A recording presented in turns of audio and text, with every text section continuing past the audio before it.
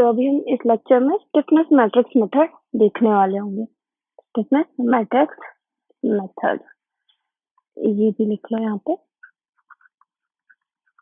ठीक है। तो हम अभी स्टिफनेस मैट्रिक्स मेथड देखने वाले हैं। तो उससे पहले ये देखो कि यहाँ पे इसकी कुछ प्रॉपर्टीज हैं जो कि मैंने यहाँ लिखी हुई है ऑलरेडी। पहली प्रॉपर्टी क्या बोलती है कि आपका जो स्टिफनेस मैट्रिक्स है ये स्क्वायर एंड सिमेट्रिक मैट्रिक्स होगा। सिमेट्रिक मैट्रिक्स मैंने आपको बताया था क्या होता है, A is equal to A transpose, मतलब उसके रोज और कॉलम्स एक्सचेंज भी कर दो तब भी वो सेम मैट्रिक्स रहने वाली है, ठीक। तो ये होता है आपका स्टिफनेस मैट्रिक्स और ये स्क्वायर मैट्रिक्स होगी हमेशा, ये भी ध्यान रखना। सेकंड पॉइंट बोलता है कि diagonal elements are non zero and non negative. अच्छा, क्या बोला कि डायगोनल एलिमेंट्स इसके क्या होते हैं, जीरो नहीं होने चाहिए। जो भी मैट्रिक्स है उसके डायगोनल एलिमेंट जैसे ये है तो ये जीरो नहीं होनी चाहिए, ठीक है। और नेगेटिव नहीं होने चाहिए, हमेशा पॉजिटिव वैल्यूज रहनी चाहिए, राइट, पॉजिटिव, ओके। और क्या बोला, stiffness matrix can not be formed for unstable structure. अगर आपका स्ट्रक्चर अनस्टेबल है आप स्टिफनेस मैट्रिक्स नहीं बना सकते, ओके। फोर्थ है आपका, the order of stiffness matrix is equal to number of coordinates applied where number of coordinates are equal to number of degree of freedom। अच्छा, तो आपने क्या बोला कि आपके स्टिफनेस मैट्रिक्स का, मैंने बताया था कि स्टिफनेस मैट्रिक्स आपकी हम डी के देखते हैं उसमें, राइट, ऑर्डर। तो यही बोल रहा है कि स्टिफनेस मैट्रिक्स का ऑर्डर क्या होगा, वो नंबर ऑफ कोऑर्डिनेट्स जितने उसको अप्लाई किए हैं मतलब अननोन, और वो अननोन क्या होंगे, डिग्री ऑफ फ्रीडम के बराबर, दैट मीन्स डी के, ओके। तो ये हुई आपकी प्रॉपर्टीज ऑफ स्टिफनेस मैट्रिक्स। ये चार प्रॉपर्टीज है, इस पर ही आपकी स्टिफनेस मैट्रिक्स आप डिफाइन कर सकते हो। नेक्स्ट ये बोल रहा है कि क्या क्या प्रॉपर्टीज आपकी स्टिफनेस मैट्रिक्स की। अब मैं क्या देख रही हूँ, मुझे ये पता करना है कि अलग अलग मेंबर्स में अलग अलग फोर्सेस की वजह से क्या क्या डिस्प्लेसमेंट प्रोड्यूस होते हैं, ठीक है, वही तो स्टिफनेस है।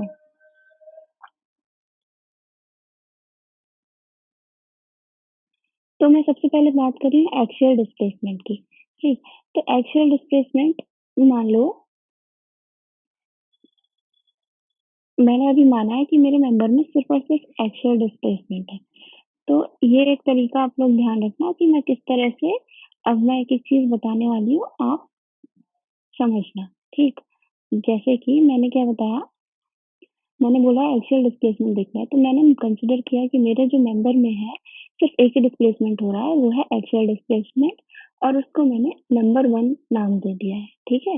मैंने लिखा है एक नंबर, उसका नाम दे दिया, और वो है एक्सियल डायरेक्शन में, ठीक। और इसका डायरेक्शन मैंने लिया है इस तरफ, ठीक है। इस तरफ मैंने नंबर 1 जो है,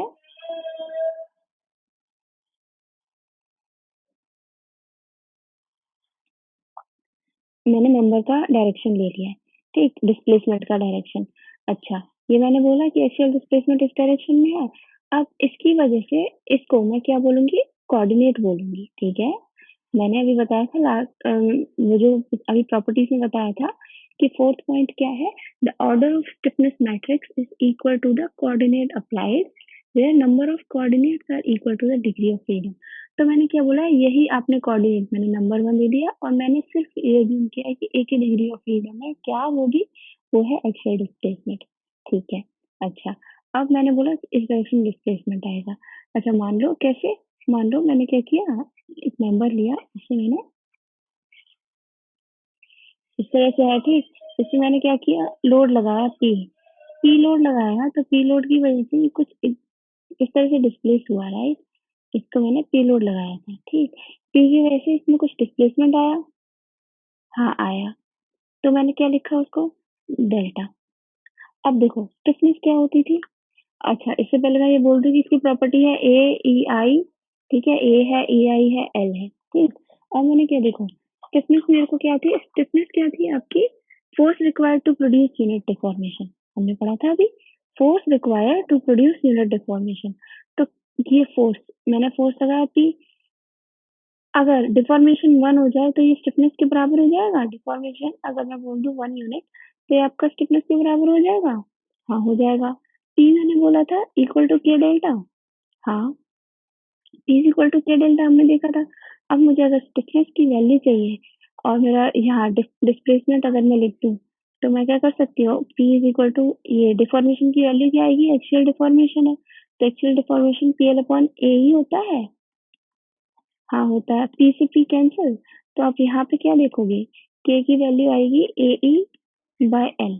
तो ये है आपकी स्टिफनेस की वैल्यू एक्सियल डिफ़ॉर्मेशन में। अच्छा, एक तो ये तरीका हो गया, ठीक। अच्छा, अगर एक और तरीका मैं बताऊँ, दूसरा तरीका मैं क्या बोल सकती हूँ, मान लो मैंने क्या अभी बोला कि डिस्प्लेसमेंट आपका होना चाहिए 1 यूनिट, ठीक है? मैंने बोला डिस्प्लेसमेंट आपका होना चाहिए 1 यूनिट। अच्छा, तो इसका मतलब डिस्प्लेसमेंट आपका किसके बराबर था? PL/AE के बराबर था। यहाँ से मैं P की वैल्यू निकाल दूँ? P की वैल्यू मेरी क्या हुई? ये 1 है, तो क्या हो गया? AE/L हो गया। अच्छा, और यहाँ पे ये इक्वेशन है, इक्वेशन 1, यहाँ देखो फोर्स की वैल्यू रख दो, AE/L, ठीक। और ये किस टाइम पे आई थी? जब मैंने डिस्प्लेसमेंट 1 यूनिट रख दिया था, K into 1। तो मेरे को फिर से स्टिफनेस की वैल्यू क्या मिली? AE/L। तो ये होता है आपकी स्टिफनेस की वैल्यू, ठीक है। तो ये आती है आपकी जब आपने एक्सियल डिफॉर्मेशन दिया हो, यानी एक्सियल डिस्प्लेसमेंट हो रहा हो, तो उसके केस में आपकी स्टिफनेस कितनी होगी? AE/L।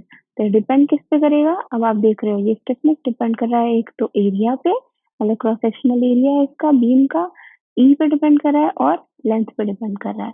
तो ये है आपकी स्टिफनेस, ठीक। अब मैं क्या बोलूँ, मुझे इसको इक्वेशन उसके मैट्रिक्स के फॉर्म में लिखना है, राइट? तो मैंने मैट्रिक्स क्या बोला था?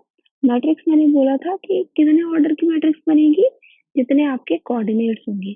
अब यहाँ पे मैंने सिर्फ एक कोऑर्डिनेट माना है एक्सियल डिस्प्लेसमेंट का, ठीक है? तो मेरे पास मैट्रिक्स कितनी कोऑर्डिनेट की आनी चाहिए? सिर्फ 1 क्रॉस 1 की मेरे पास मैट्रिक्स आनी चाहिए, राइट? 1 क्रॉस 1 की मैट्रिक्स। तो मैं क्या बोल सकती हूँ, और उसका कितना क्या एलिमेंट है? सिर्फ यही एक AE/L। तो मैं सिंपली लिख सकती हूँ कि matrix K is equal to matrix AE/L। 1 cross 1 की हो गई है मैट्रिक्स। हाँ। अच्छा, अब देखो इस मैट्रिक्स में मैंने अभी क्या देखा था, IJ इसका एलिमेंट होगा, राइट? अब मुझे क्या करना है, मैंने बोला 1 क्रॉस 1 की मैट्रिक्स बनी। अब KIJ मुझे ये पता करना है कि जैसे मैंने भी आपको बताया था ना, K11, K12, K13, इसका क्या मतलब है, राइट? इसका मीनिंग क्या है? तो अगर मैं आपको बोलूं,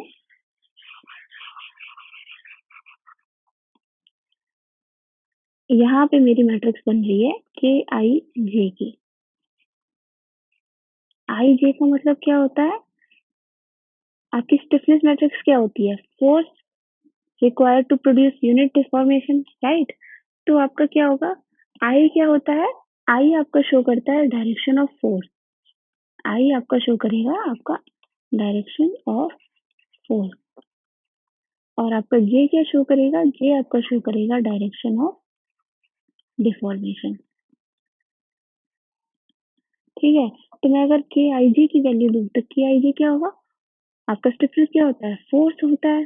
स्टिफनेस फोर्स की तो बराबर होता है। तो फोर्स रिक्वायर्ड टू प्रोड्यूस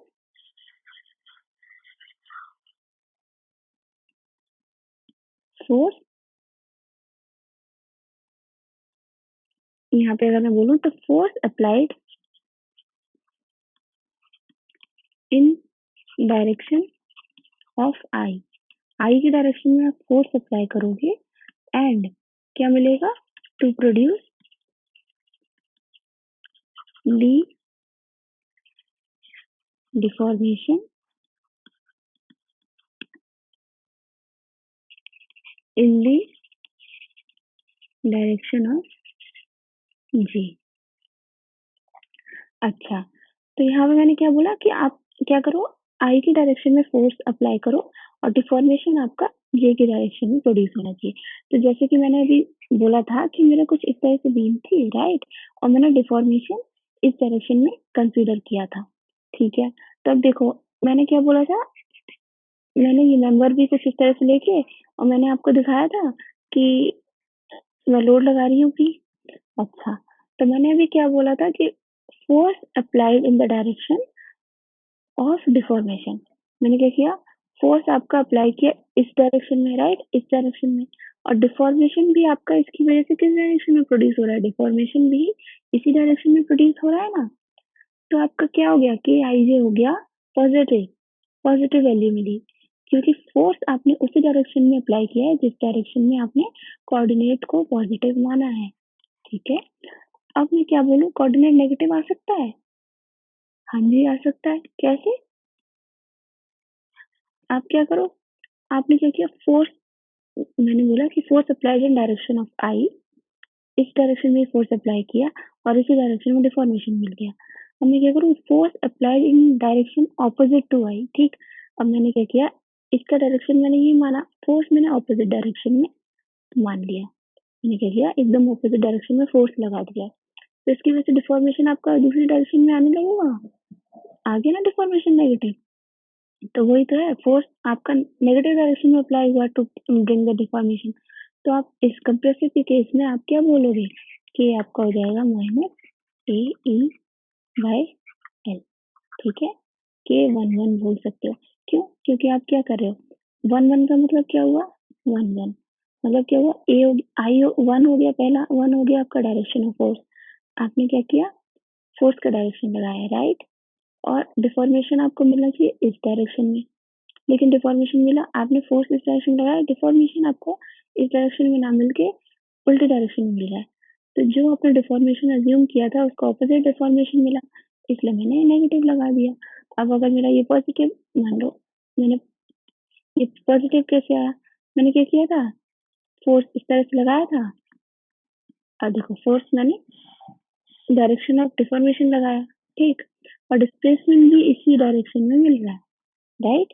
तो क्या हो गया, ये आपकी वैल्यू हो गई पॉजिटिव।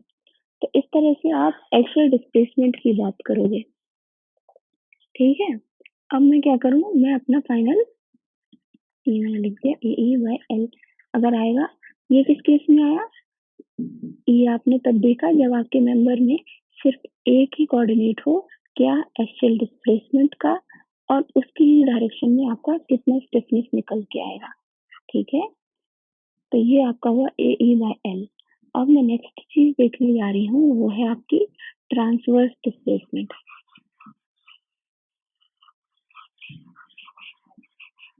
ये तो एक्चुअल डिस्प्लेसमेंट था। अब मैं क्या देख रही हूँ, अब मैं देख रही हूँ ट्रांसवर्स डिस्प्लेसमेंट।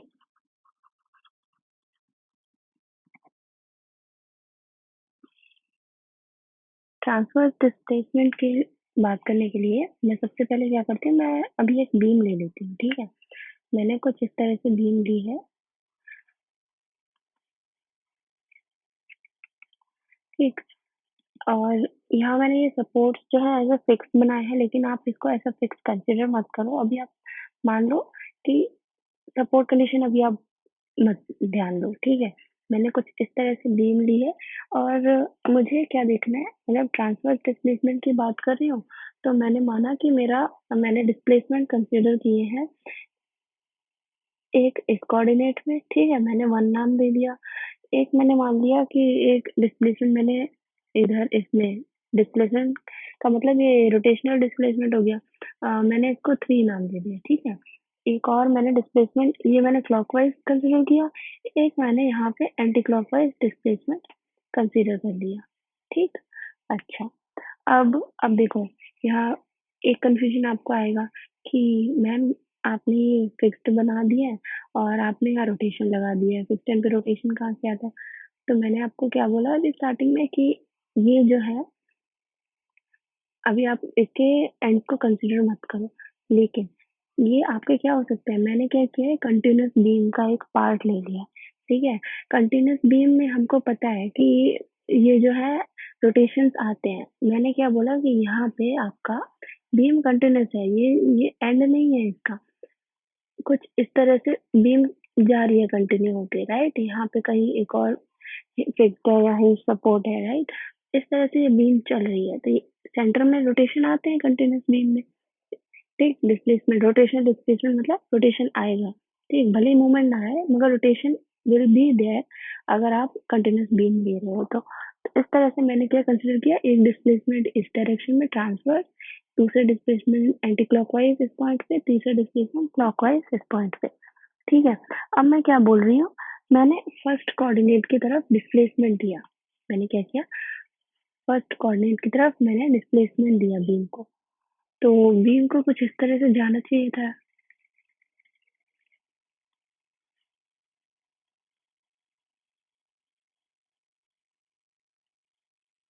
बीम को कुछ इस तरह से जाना चाहिए था। अब मैंने क्या किया, इसको डिस्प्लेसमेंट दे दिया है यहाँ डाउनवर्ड, तो ये कुछ इस तरह से गई। ठीक है, इस तरह से कुछ इस तरह से आपकी बीम अब डिस्प्लेस हो गई है डेल्टा। डेल्टा का डिस्प्लेसमेंट आ गया है in the direction of first coordinate. ठीक है, मैंने ये बोला डेल्टा। अब अब ये केस आपको पहले ही पता है कि अगर इस तरह से डिस्प्लेसमेंट हो तो आपके क्या क्या वैल्यूज मिलती है। अब देखो डिस्प्लेसमेंट आपका क्या है, क्लॉकवाइज, तो आपको यहाँ पे क्या मिलता है, यहाँ पे moment 6 EI del Y L square मिलता है। ठीक, सिमिलरली एंटी क्लॉकवाइज यहाँ पे मिलेगा 6 EI del by L square. और मैं अगर यहाँ ट्रांसवर्स डायरेक्शन में मैं वन के उसमें ये देखूं डिस्प्लेसमेंट मतलब फोर्स देखूं, तो मेरे को फोर्स क्या मिलता था, 2 EI रिएक्शन, ये रिएक्शन है डेल बाय एल क्यूब। अच्छा, ओके। अब देखो ये है आपके तीन कोऑर्डिनेट स्टिफनेस मैट्रिक्स की, तो मैं क्या बोलूंगी, अगर यहाँ पे तीन कोऑर्डिनेट्स हैं तो आपके स्टिफनेस मैट्रिक्स का ऑर्डर क्या बनेगा, 3/3 का। तो मैं यहाँ क्या लिख सकती हूँ, ये कुछ इस तरह से होगी। ठीक, कुछ इस तरह से 3/3 का ऑर्डर होगा आपकी मैट्रिक्स का। ठीक है, उसमें से ये फर्स्ट रो क्या होगी, K11 K21 K31। इसका मतलब क्या हुआ, 112131 मैंने बताया था। अब आपका स्टिफनेस क्या होता है कि यूनिट डिस्प्लेसमेंट प्रोड्यूस करने के लिए आपको कितना फोर्स अप्लाई करना पड़ रहा है, वही होता है ना स्टिफनेस। तो ये 11 यहाँ देखो सेकंड, अब मैंने ये बोला था कि आपका आई और जे, जे क्या होता था, डिफॉर्मेशन, है ना, और आपका आई क्या होता था, फोर्स।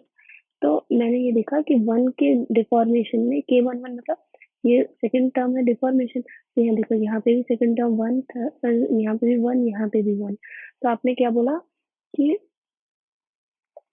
तीन वन के डायरेक्शन में डिफॉर्मेशन होने से मैं क्या बोल रही हूँ कि 1 2 और 3 पोजीशंस पे क्या क्या फोर्सेस आ रहे हैं। तो यही केस मैंने यहाँ पे बनाया है कि मैंने डिफॉर्मेशन लिया वन में, और मैंने क्या देखा, फोर्सेस देखे कि क्या क्या प्रोड्यूस हुए वन में, टू में एंड थ्री में। ठीक, तो अब मैं क्या बोल सकती हूँ, मैं बोल सकती हूँ यहाँ पे, मैं K11 की वैल्यू लिख सकती हूँ, क्या होगी, force to produce unit deformation in the direction of coordinate one. ठीक, तो ये फोर्स है produce 12 EI by L cube. अच्छा, यूनिट डिफॉर्मेशन मतलब डेल्टा को मैं क्या कर सकती हूँ, डेल्टा को मैं 1 रख सकती हूँ। तो मैंने ये K11 की वैल्यू निकाल ली। के अब आपका K21 क्या हो सकता है, force to produce unit deformation in direction of one. तो वन के डायरेक्शन में यूनिट डिफॉर्मेशन देने से टू में कितना फोर्स प्रोड्यूस हुआ, 6 EI del by L cube. अच्छा, और मैं क्या कर रही हूँ, यूनिट डिफॉर्मेशन डेल की वैल्यू 1, तो 6 EI बाय एल स्क्वायर, हाँ square it is L square. ठीक है, और ये क्या है, एंटी क्लॉकवाइज, ये भी एंटी क्लॉकवाइज, तो ठीक कंसीडर किया मैंने।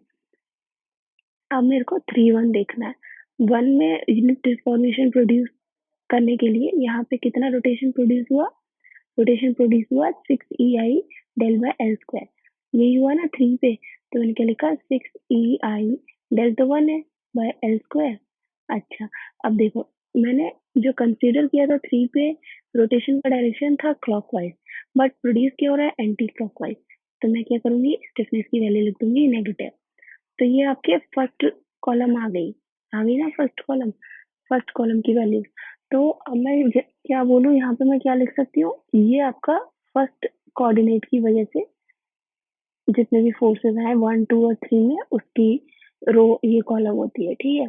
सेकंड कॉलम में अगर बोलूँ इसी तरह से कि आपकी जो सेकंड कॉलम आएगी वो किसके लिए आएगी, सेकंड कॉलम आएगी सेकंड कोऑर्डिनेट में आपने यूनिट डिस्प्लेसमेंट दिया उसकी वजह से क्या क्या आपके फोर्सेस या फिर मोमेंट्स प्रोड्यूस हो रहे हैं आपके तीनों कोऑर्डिनेट्स पर, ठीक। इस तरह से थर्ड कॉलम क्या होता है, थर्ड कॉलम आपका होता है कि थर्ड जो आपका कोऑर्डिनेट है वहां पे आपने कितना यूनिट रोटेशन, मतलब वहां पे आपने यूनिट रोटेशन दिया और उसकी वजह से कितने फोर्सेस प्रोड्यूस हुए वो आपकी स्टिफनेस हो जाती है यहाँ पे, ठीक। तो इस तरह से आप ट्रांसवर्स डिस्प्लेसमेंट की बात करते हो और ये आपने निकाला। अच्छा, एक चीज तो ये हो गई आपके ट्रांसवर्स डिस्प्लेसमेंट में, मैंने यहाँ मान लिया कि when your far and is fixed, मैंने यहाँ क्या माना है कि when far and is fixed. अच्छा, ये फिक्स के में ये केस है, ठीक। अब मैं क्या बोलूँ कि when far and is hinged, hinge हो जाए तो देखो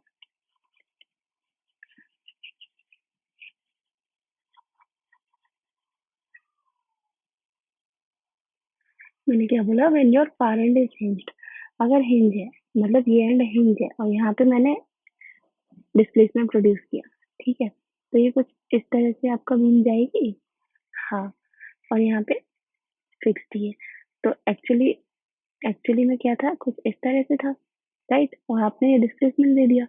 अब मैं अगर यहाँ पे फोर्सेस की बात करूँ तो वो क्या आते हैं, ये भी मैंने आपको दिक्कत कराया हुआ है ऑलरेडी कि ये, अब देखो ये रोटेशन है आपका क्लॉकवाइज एंटी क्लॉकवाइज ही प्रोड्यूस होना है, 3EI del by L square, right. और यहाँ पे कोई रोटेशन प्रोड्यूस होना है, हिंज है तो नहीं होगा तो जीरो। अच्छा, और यहाँ पे आपका फोर्स भी प्रोड्यूस होता है कितना, 3EI del by L cube, right, L square and L cube यहाँ पे। अब मैं इस केस में अगर मैं फर्स्ट कॉलम की वैल्यूज निकालना चाहूँ तो मैं क्या बोलूंगी,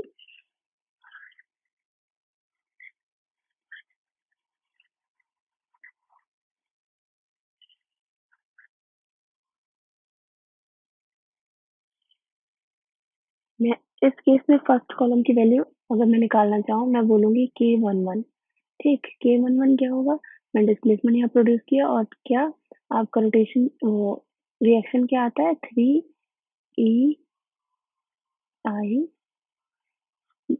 एल क्यूब, डिस्प्लेसमेंट मैंने यूनिट रख दिया, ठीक है। के मैंने अब देखना है 2 1, 1 की तरफ डिस्प्लेसमेंट और कितना फोर्स प्रोड्यूस हुआ 2 पे, वो है 3EI डेल 1 मैं रख रही हूँ बाय एल स्क्वायर, यही हुआ। हाँ, और क्या, ये भी एंटी क्लॉकवाइज है ये भी एंटी क्लॉकवाइज है, ठीक है। के 3 1 कुछ होगा, नहीं, जीरो, ठीक। तो इस तरह से मैंने तीनों कोऑर्डिनेट्स निकाल लिए फॉर ट्रांसवर्स डिस्प्लेसमेंट। तो ये केस होता है आपके ट्रांसवर्स डिस्प्लेसमेंट का। अभी नेक्स्ट हम जो देखेंगे वो है आपका रोटेशनल, ठीक। अगर आपके रोटेशनल डिस्प्लेसमेंट हो,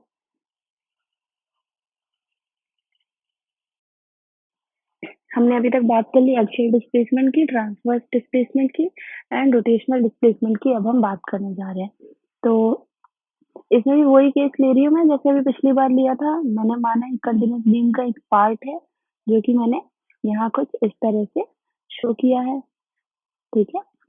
अच्छा, अब इसमें जो डिस्प्लेसमेंट मतलब जो कोऑर्डिनेट्स मैं मानने वाली हूँ वो मैंने ले लिए सेम वैसे ही ले रही हूँ, ठीक है। मैंने मान लिया ये कोऑर्डिनेट 1 है और ये आपका कोऑर्डिनेट 2 है और ये आपका कोऑर्डिनेट क्लॉकवाइज का 3 है, ठीक है। अच्छा, अब मैं यहाँ पे क्या बोल रही हूँ, रोटेशनल डिस्प्लेसमेंट लाना। मतलब अब देखो, यहाँ तो ये 1 तो ट्रांसवर्स है, तो इसमें तो हम कुछ नहीं कर सकते। रोटेशन आपके पास कौन-कौन से हैं? एक है ये 3, एक है ये 2। ये रोटेशन है 2, ठीक? अब इसमें से मैं किसी एक के अलोंग मैं रोटेशनल डिस्प्लेसमेंट देखती हूँ, ठीक है? मैंने मान लिया कि मैं 2 के अलोंग देखती हूँ, ठीक है? मैंने 2 को अपना जो है इसके अलावा मेरे को रोटेशनल डिस्प्लेसमेंट देखना है। अब आप देखो मैं किस तरह से रोटेशनल डिस्प्लेसमेंट आपको करके बताती हूँ। तो अगर यहाँ पे मेरे को रोटेशन लेना है तो मैं इसको हिंज मान सकती हूँ। हिंज मान सकती हूँ अगर ये कुछ इस तरह से है, राइट? अब अगर मैंने यहाँ पे अब क्या करना है मेरे को? रोटेशन लेना है, कितना? Unit rotation. तो यूनिट रोटेशन मैंने दिया तो ये कुछ इस तरह से जाएगा और ये एंड फिक्स्ड है, तो ये कुछ इस तरह से मिल जाएगा, राइट? तो ये जो यूनिट रोटेशन है, ये थीटा की वैल्यू क्या होगी? मैंने मान लिया थीटा, ये ए है ये बी है, राइट? तो मैंने ये बोला थीटा बी इक्वल टू 1 का होगा यूनिट रोटेशन। अच्छा, अब ये केसेस भी आपने पढ़े होंगे। मैंने आपको बताया कि यूनिट रोटेशन प्रोड्यूस करने के लिए मेरे को यहाँ पे कितना मूवमेंट क्रिएट करना होगा। अब रोटेशन इस डायरेक्शन में, इसी डायरेक्शन में मूवमेंट क्रिएट होगा कितना? 4EI/L होता है। और अच्छा, और carry over far and is fixed, तो कैरी ओवर कितना आएगा? हाफ सेम डायरेक्शन में 2EI/L का। हाँ,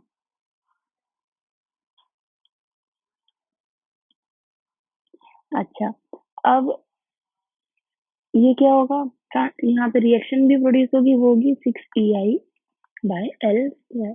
अच्छा, तो मैंने अभी तक आपको वो बताया हुआ था, यहाँ ही लिख लेती हूँ। मेरे पास मैट्रिक्स है क्या? ये फर्स्ट रो के लिए, सेकेंड रो के लिए, थर्ड रो के लिए, राइट? थर्ड कॉलम, सॉरी, ये फर्स्ट कॉलम, ये सेकंड कॉलम, ये थर्ड कॉलम। ये हो गया था K11, K21, K31। अब मेरे को, अब मैं क्या देख रही हूँ? डिस्प्लेसमेंट अलोंग 2 देख रही हूँ, ठीक है? मैंने 2 के अलोंग अपना डिस्प्लेसमेंट दिया और मैं फोर्सेस देख रही हूँ क्या क्या प्रोड्यूस हुए। तो मैं सेकंड रो देख रही हूँ, राइट? मैं कायदे से भी सेकंड रो देख रही हूँ क्योंकि मैंने डिस्प्लेसमेंट अलोंग 2 दिया, मतलब यूनिट रोटेशन मैंने दे दिया 1 का अलोंग 2, ठीक? इस डायरेक्शन में, राइट? 2 की डायरेक्शन में रोटेशन प्रोवाइड किया। अब देखो, अब मैं क्या बोल सकती हूँ? मेरे पास क्या क्या यहाँ पे कोऑर्डिनेट्स होंगे? बाहर पे 2 होगा, 2 के अलोंग करना है और 1 में देखेंगे, ठीक? सिमिलरली के 2 2 में देखेंगे, के 3 3 में देखेंगे, राइट? अच्छा, के 2 1 मतलब 2 पे रोटेशन प्रोवाइड किया और 1 में क्या आ रहा है? 6EI/L स्क्वायर आ रहा है। हाँ, 2 में प्रोवाइड किया और 2 में क्या आ रहा है? 4EI/L आ रहा है, ठीक? 3 में प्रोवाइड किया, हाँ 2, दिस इज 2, राइट? 2 में प्रोवाइड किया और 3 में रोटेशन मैंने क्या देखा? ऑपोजिट। ऑपोजिट कितना? -2EI/L का, राइट? अच्छा, तो ये मैंने क्या किया? मैंने सेकंड कॉलम भी पूरा निकाल लिया। अब सिमिलरली अगर मुझे थर्ड कॉलम देखना हो, मतलब थर्ड के अलोंग देखना हो मुझे, तो मेरे को क्या चेंजेस लाने होंगे? थर्ड के अलोंग भी देख सकती हूँ ना मैं?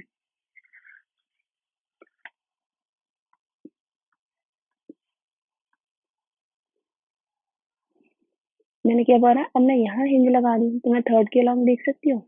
नेचुरली ऐसे जाना चाहिए था आपकी बीम को, बट आपकी बीम अब क्या हो गई? कुछ इस तरह से गई है, राइट? अच्छा, ये हुआ इसका रोटेशन। कितना रोटेशन हुआ है? थीटा इज इक्वल टू 1 का, राइट? अच्छा, अब मैं लिखना चाहूँ, मैं क्या कह रही हूँ? अब मैं लिखना चाहूँ इसके अलोंग, अब देखो इस डायरेक्शन में रोटेशन हुआ है, इसी डायरेक्शन में आपका मूवमेंट जनरेट होता है 4EI/L का, ठीक है? अब इसी डायरेक्शन में हाफ कैरी ओवर जाके फाइनेंस फिक्स्ड है, तो 2EI/L का। और हाँ, या एंड हियर हमको क्या हुआ? मुझे इस डायरेक्शन, वैसे रिएक्शन तो यहाँ पे भी जनरेट होगी, ठीक? लेकिन मुझे क्या चाहिए? इस कोऑर्डिनेट के अलावा चाहिए ना, जो कि जनरेट होगी अपवर्ड 6EI/L स्क्वायर। ठीक है, अब मेरे को अगर लिखना है ये थर्ड कॉलम की सारी वैल्यू, तो मेरे पास क्या होंगी, एक तो होगा K13, राइट, दूसरा पे क्या होगा K23, तीसरा आपके पास क्या होगा K33, ठीक है। अच्छा, K13 क्या होगा, 3 पे यूनिट रोटेशन प्रोवाइड किया, 1 पे क्या है आपका नेगेटिव में, राइट, 6 डाउनवर्ड मैंने पॉजिटिव माना है तो अपवर्ड नेगेटिव हो गया 6EI/L², ठीक है। K23 अगर मैं देखूं 2 पे क्लॉकवाइज है, ठीक, एंटी क्लॉकवाइज पॉजिटिव है, but we are getting clockwise, तो फिर से मैं नेगेटिव लगाऊंगी 2EI/L, और K33 ये चीज पॉजिटिव आ रही है, राइट, मैंने यहाँ लिख दिया 4EI/L, ठीक है। अच्छा, तो फाइनली मैंने क्या देखा, अब मैं पूरा जोड़ के पूरी मैट्रिक्स अगर बना दूं, लिख देती हूँ मैट्रिक्स की वैल्यू, तो मेरे पास क्या आ रही है मैट्रिक्स की वैल्यू, पहला रो आया था, पहली मैंने कॉलम जो निकाली थी कॉलम, वो थी 2EI 12EI/L³ और 6EI/L² और -6EI/L² था। सेकंड रो, सेकंड कॉलम मैंने निकाला था 6EI/L², 4EI/L, not square, only L, right, सिर्फ L है, और -2EI/L, ठीक। अभी थर्ड कॉलम मैंने निकाला है, यही लिखा हुआ है सामने, -6EI/L² -2EI/L और 4EI/L, तो ये हुई आपकी पूरी मैट्रिक्स कंप्लीट। अब देखो,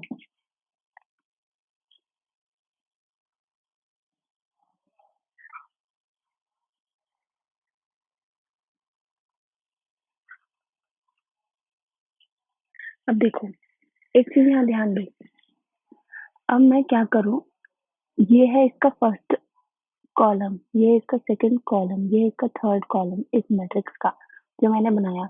अब मैं क्या बोलूँ कि मैंने ये देखा, ये फर्स्ट कॉलम है 12EI/L³, 6EI/L² -6EI/L², और ये देखो first row 12EI/L³, 6EI/L² -6EI/L²। अच्छा, तो मैंने मतलब एक तरीके से क्या किया, मैंने ये कॉलम को उठा के इस तरह रो में कन्वर्ट कर दिया।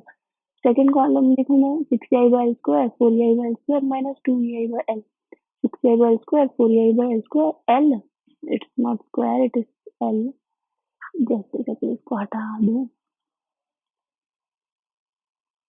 ठीक है, L और -2EI/L सेम है, मतलब मैंने सेकंड रो को उठा के सेकंड कॉलम बना दिया, या सेकंड कॉलम को उठा के सेकंड रो बना दिया, थर्ड कॉलम को भी उठा के सिमिलरली मैंने देखा कि ये थर्ड रो बन रही है।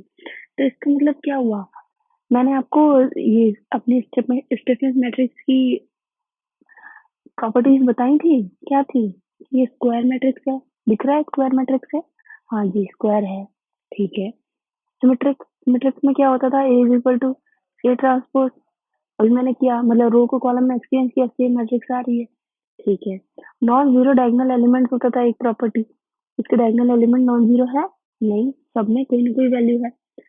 एंड एक और प्रॉपर्टी होती थी नॉन नेगेटिव डायगोनल एलिमेंट, क्या इसके डायगोनल एलिमेंट नेगेटिव है, नहीं है, तो मतलब ये प्रॉपर्टी ही सेटिस्फाई कर रही है, तो इसका मतलब आपकी सारी properties of the matrix method, stiffness matrix are satisfying here, तो ये आपकी एक प्रॉपर स्टिफनेस मैट्रिक्स बनी है, ठीक।